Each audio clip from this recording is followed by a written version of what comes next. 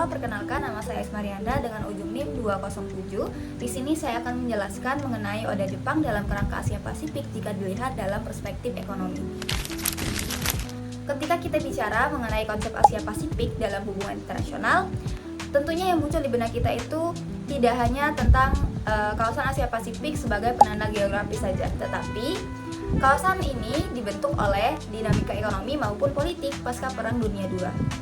Kawasan Asia Pasifik ini juga dapat dipahami sebagai ruang ekonomi strategis yang menghubungkan antara negara maju dan negara berkembang melalui mekanisme pasar, produksi, maupun pembangunan yang saling bergantung. Seiring berjalannya waktu, kawasan Asia Pasifik ini juga berkembang menjadi arena penting bagi kebijakan ekonomi negara-negara besar. Salah satunya adalah Jepang. Di dalam video ini akan dijelaskan mengenai sistem bantuan pembangunan yang dibawa oleh Jepang atau Official Development Assistance atau ODA.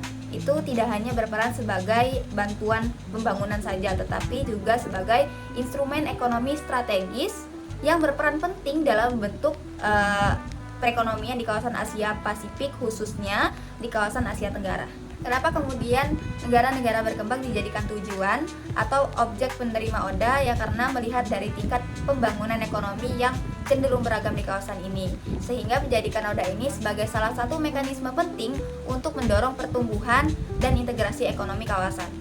Bantuan ini seringkali dirancang sejalan dengan kepentingan ekonomi negara donor atau dalam hal ini adalah Jepang.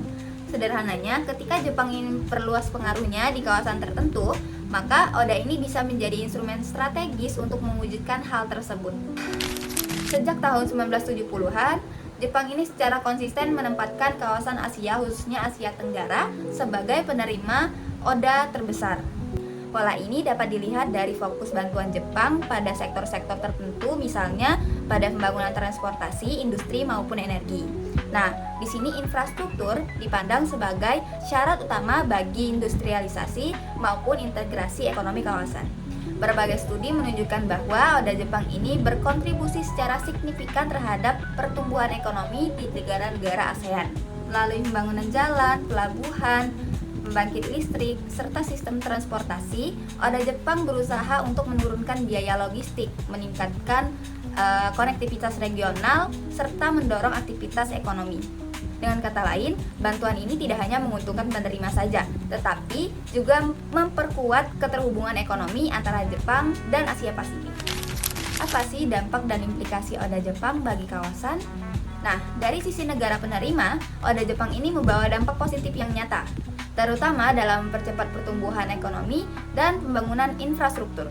Negara-negara ASEAN khususnya yang memperoleh modal, teknologi, serta peningkatan kapasitas untuk mendukung proses pembangunan nasional.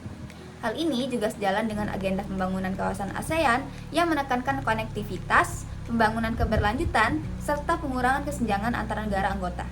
Di kawasan Asia Timur, ada Tiongkok yang pernah menjadi salah satu penerima ODA Jepang terbesar sejak tahun 1970-an sampai akhir 1990-an. Namun, setelah 40 tahun menjadi penerima ODA Jepang, akhirnya Tiongkok memutuskan untuk tidak lagi menerima bantuan tersebut pada tahun 2022 kemarin. Di sisi lain, ODA Jepang juga menciptakan relasi ekonomi yang tidak sepenuhnya setara. Ketergantungan terhadap pembiayaan eksternal, terutama dalam bentuk pinjaman lunak, dapat menimbulkan risiko jangka panjang apabila tidak dikelola secara efektif. Oleh karena itu, ODA harus dipahami sebagai hubungan ekonomi yang bersifat asimetris meskipun dibungkus dalam narasi kerjasama pembangunan. Pada level kawasan, ODA Jepang berkontribusi dalam membentuk struktur ekonomi kawasan Asia Pasifik. Bantuan pembangunan menjadi salah satu mekanisme penting yang memperkuat posisi Jepang sebagai aktor ekonomi utama, sekaligus mempengaruhi arah integrasi ekonomi dan pola pembangunan regional. Sebagai kesimpulan, ODA Jepang dalam kerangka Asia Pasifik tidak hanya dapat dipandang sebagai bantuan kemanusiaan maupun pembangunan. ODA merupakan instrumen strategis yang memungkinkan Jepang berperan aktif dalam membentuk tatanan ekonomi kawasan. Melalui bantuan pembangunan, Jepang tidak hanya mendorong pertumbuhan ekonomi di negara-negara kawasan Asia Pasifik, tetapi juga memperkuat posisinya dalam dinamika ekonomi regional. Dengan demikian, memahami ODA Jepang juga berarti memahami bagaimana kawasan Asia Pasifik dibentuk oleh interaksi antara pembangunan dan kepentingan ekonomi negara-negara besar. ODA bukan hanya soal memberi bantuan saja, tetapi juga soal bagaimana kekuatan ekonomi itu bekerja dalam bentuk suatu kerangka kawasan.